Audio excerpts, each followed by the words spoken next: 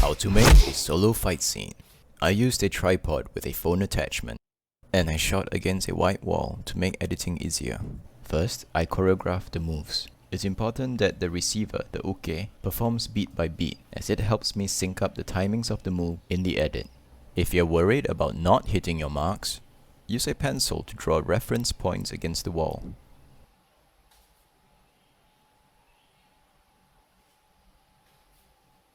Then when you practice, you can use the reference for your rehearsals. I also draw on the phone with markers to reference while shooting. And shoot your fight scene as both the giver, the tori, and the receiver, the uke, who should be performing beat by beat. Because the clips will be overlaid, it's important not to shift the camera while you're shooting, or at least know how to shift it back into the same position. I use Vinci Resolve. It's a free editing software. To find it, simply type Vinci Resolve on Google and click on the Blackmagic design link. Download and just install as per normal.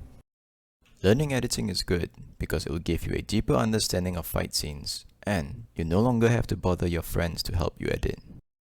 Click on New Project, type in your name, solo fight scene.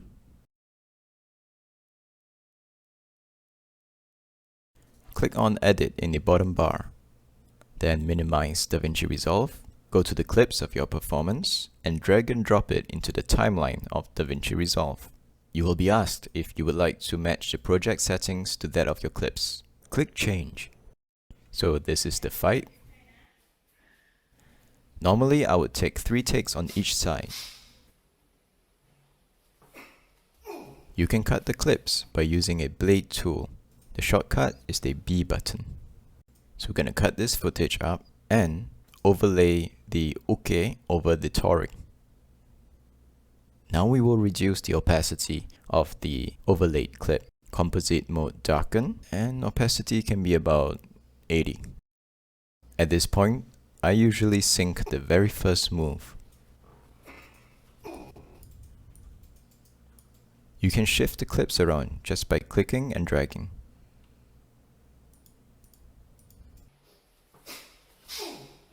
Looking at the performance again, I feel that the tori's performance could be sped up, so I'm going to speed it up by 10%.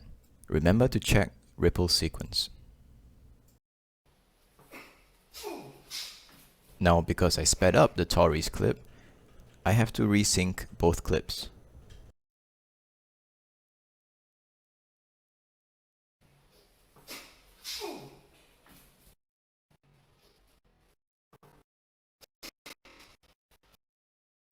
Now you notice the positioning of the uke is a little deep. No worries, because he's against a blank wall, I can shift him around. Just go to Position X under Transform.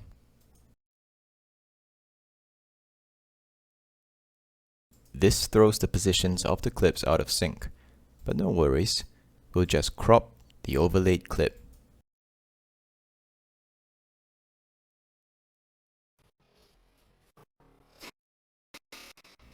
Now it seems that the reaction of the uke is too slow. No worries. Because the performance is done beat by beat with pauses in between, I can simply frame cut away the pauses and bring forward the reaction.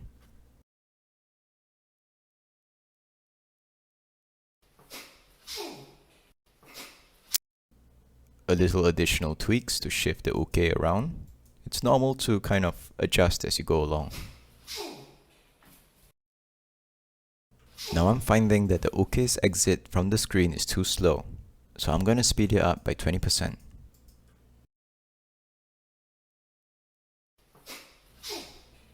Now visually the main fight is pretty much complete. We're going to trim off the excess footage. The magnet is a snapping tool. It allows you to snap to the various ends and cuts of different clips. Just click on the edge and drag.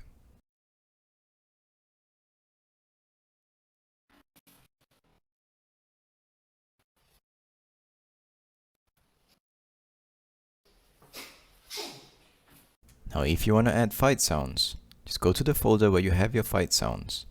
Click it and drag it and put it under the existing sounds.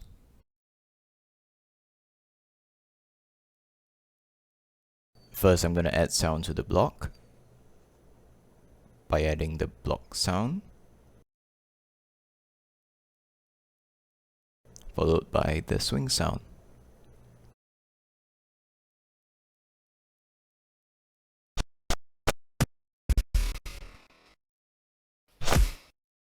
And this is how it sounds like. Okay. Next, I'm going to put a swing sound for the cross, as well as the hit sound.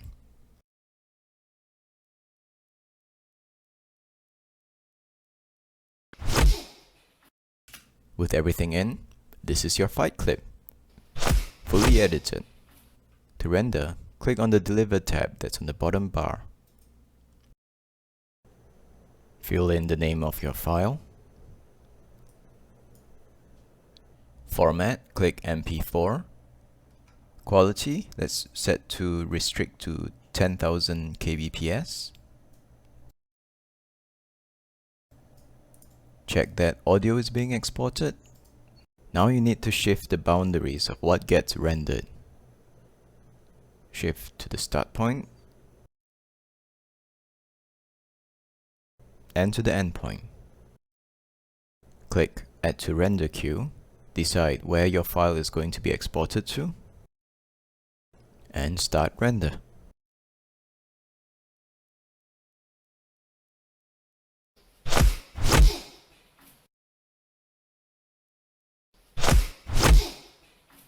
And there you go, your first solo fight scene. Feel free to expand on this idea and use the hashtag #SoloFightScene if you like my work and want to see more. Follow me on my socials, links down below.